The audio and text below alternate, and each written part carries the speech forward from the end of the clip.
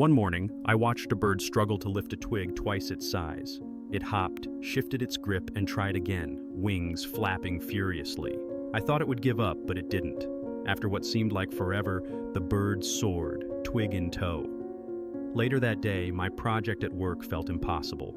Deadlines loomed, and I wanted to quit. Then I thought of the bird.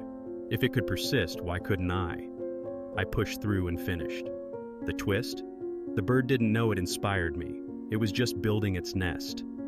Sometimes we change lives just by living ours.